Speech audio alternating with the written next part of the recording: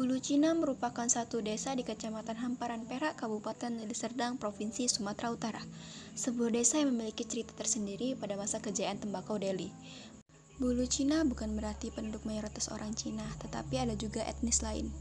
Bulu Cina merupakan salah satu penghasil tembakau terbaik pada masa itu, sehingga Belanda mendatangkan pekerja dari Cina dan India.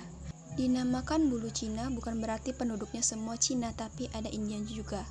Karena orang Belanda lah yang mendatangkan orang-orang Cina dan India itu sebagai pekerja. Orang Cina sebagai pekerja kebun dan orang India sebagai pengangkutnya.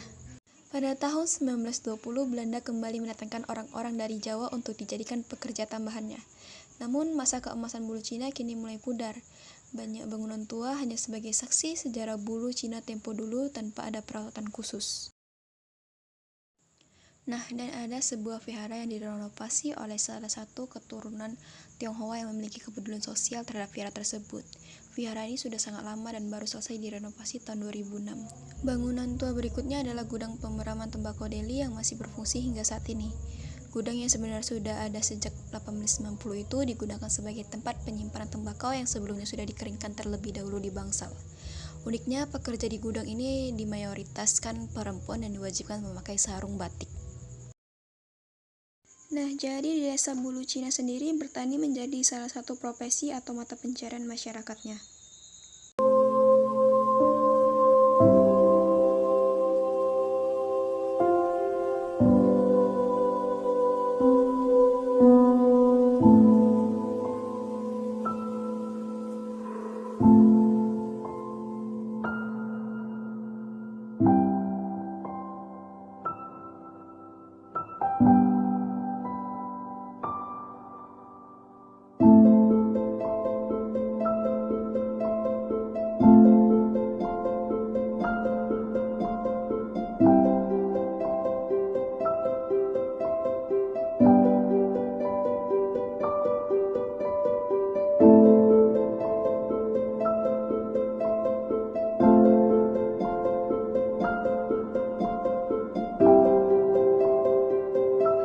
Ini termasuk salah satu mata pencarian yang ada di desa saya, di desa Bulu Cina.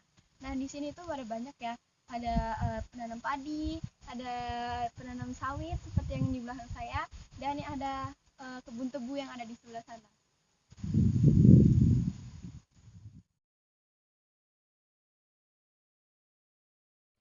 Nah, di desa Bulu Cina ini terdapat struktur agama yang bervariasi dengan mayoritas agama Islam dan minoritas agamanya Tionghoa dan Hindu. Seperti yang dapat kita lihat sebagai berikut. Assalamualaikum warahmatullahi wabarakatuh. Waalaikumsalam warahmatullahi wabarakatuh. Mohon maaf Pak, minta waktunya sebentar. Maaf mengganggu waktu istirahatnya. Saya Dea Pitaloka dari mahasiswa dari UIN, izin mewawancarai Bapak. Pertamanya boleh perkenalkan diri dulu Pak. Saya selaku kepala desa Bulu Cina yang bernama Sutrisno. Tanya Pak, ada berapa dusun sih di desa Bulu Cina ini Pak? Kalau jumlah dusun di desa Bulu Cina lebih kurang 22 dusun, dari dusun 1 sampai dusun 22.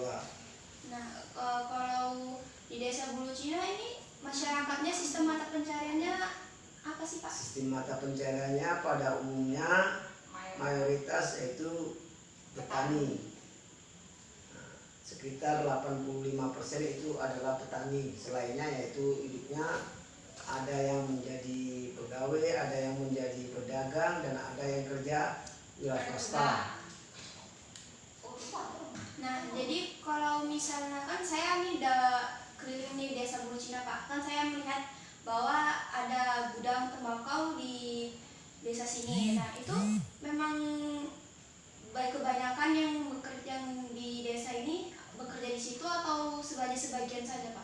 Kalau dulu Sebagai lebih besar. kurang 10 tahun yang lewat, karyawan PT PN2 ini masih dipegang oleh PT P9, mayoritas yang memang mata pencariannya 50% itu adalah karyawan tembakau. Tapi berhubung perusahaan PT P9 sekarang sudah diambil alih oleh PT P2, ternyata setelah diambil alih oleh PT 2 dan tembakau pun menjadi terpuruk masalah perkebunan tembakau. Dan sekarang perkebunan PT PN2 ini hanya tembakau sekitar 10%, sedangkan karyawannya banyak yang sudah pensiun atau pulang kerja.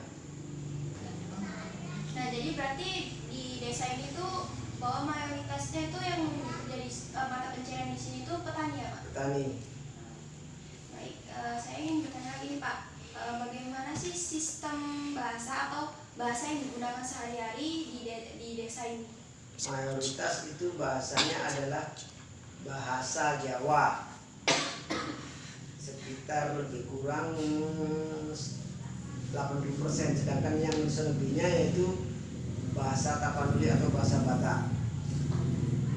Berarti di sini mayoritasnya masih bahasa Jawa ya, Pak? Ya, Nah, selanjutnya saya ingin bertanya, Pak, sistem religi atau agama apa saja yang ada di desa Bulu Cina ini, Pak? kalau agama yang ada di Bulu Cina ya mayoritas Islam, cuma ada sebagian beragama Buddha dan ada sebagian yang beragama Kristen dan sebagian kecil pun yang ada beragama Hindu.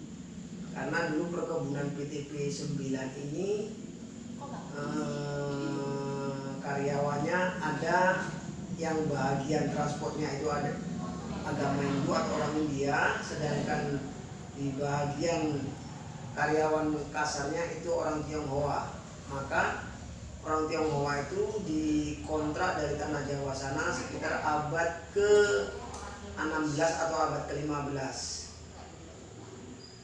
Berarti di sini memang masih sistem agamanya itu masih mayoritasnya Islam. Islam. Oke, baik, mungkin itu saja yang hanya ingin saya tanyakan, Pak. Terima kasih, mohon maaf mengganggu waktunya Bapak. Ya, sama-sama.